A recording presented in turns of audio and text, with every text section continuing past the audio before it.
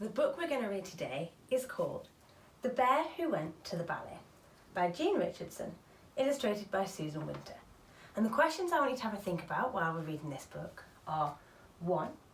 How do the other toys make the bear feel? 2.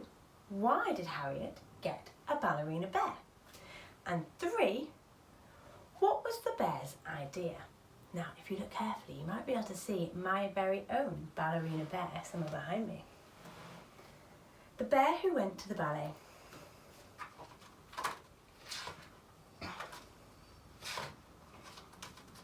Harriet's gran was a genius at giving presents. They were always very special and always what Harriet most wanted. The present Gran gave her for her 7th birthday was so carefully wrapped that Harriet couldn't work out what it was. Was it a doll, a book, a game? Harriet tore off the paper and found a bear. But not just any bear. Gran had dressed her as a ballerina. Her frock had a dancer's skirt, a little crown of white flowers perched between her ears, and on her feet were a pair of satin ballet shoes, just like the ones Harriet wore at her dancing class. Gran had also made her a turquoise tutu and some practice clothes. The bear was holding an envelope in her paws, and on the outside it said, "Happy birthday, here are tickets for the ballet. Please take me with you." Harriet was thrilled to find that the tickets were for the Sleeping Beauty. The ballet was wonderful. The bear sat on Harriet's lap, and they both clapped and clapped as the ballerina and her prince took lots of curtain calls. When they got home before she went to bed, Harriet put her bear with the other toys. The toys looked at the little bear's ballet frock. They looked at her satin ballet shoes tied with pink ribbon. They looked at her cornet of white flowers. "Who do you think you are?" asked the oldest doll. I'm Ballerina Bear," the little bear said shyly. The toys laughed and laughed. "A ballerina bear? How can a bear be a ballerina? What a silly name for a little bear." "Ballerinas dance," said the oldest doll, who knew everything. "Let's see you dance." "I'm too tired," said the bear, and she covered her face with her paws and pretended to fall asleep. But long after the other toys had shut their eyes, she was still awake and a very worried little bear. Gran might have dressed her as a ballerina, but she hadn't shown her how to dance. All the next day, the bear worried about how she was going to tell the toys that she couldn't dance. She was afraid they'd all laugh at her even more. Perhaps the answer was to learn to dance. But how and where? She was still puzzling over this when Harriet came to her rescue. "Come on, it's time for my dance class. Let's put on your practice clothes. I don't want to go without you." It was as though Harriet could read her thoughts. Ballerina Bear watched the teacher's movements very carefully. The class were practicing the 5 positions that every dancer needs to know. The bear tried to copy them, but her feet refused to turn out or cross over.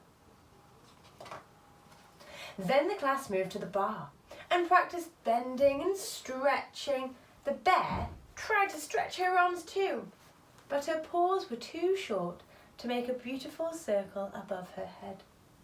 She liked it best when everybody ran around pretending to be trees waving in the breeze. She was sure she could do that. That night the toys started teasing her again. "Think she's someone special with her ballet frock?" said one. "Fancy wearing flowers in your hair?" said another.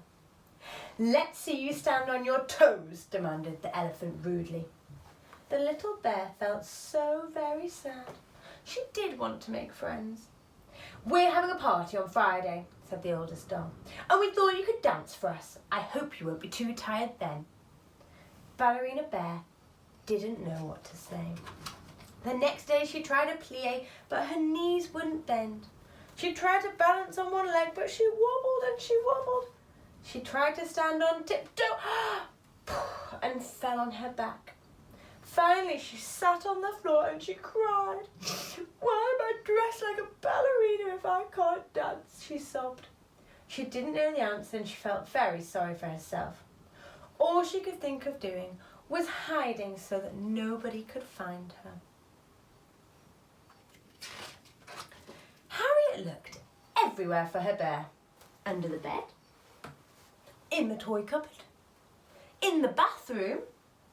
Finally, she found her under the settee. "You silly bear," she said, dusting the bear's fur. "I've been looking everywhere. Why are you hiding and looking so sad?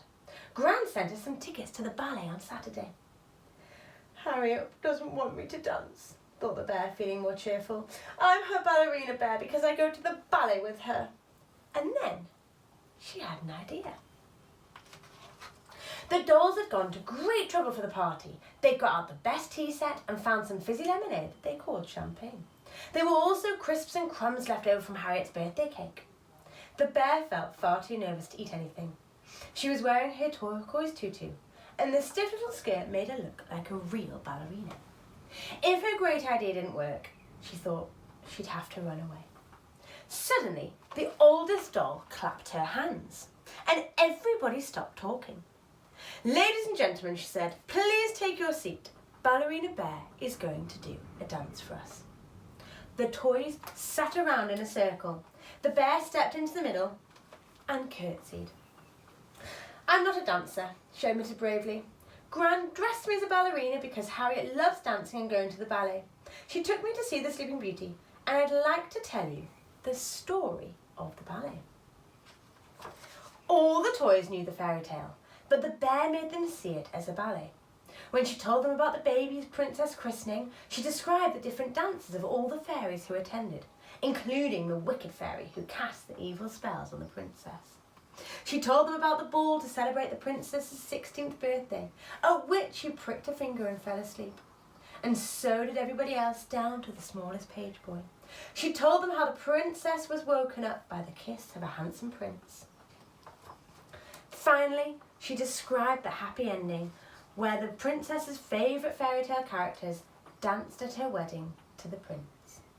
When the bear had finished, at first the toys were very quiet, as if somebody had put a magic spell on them.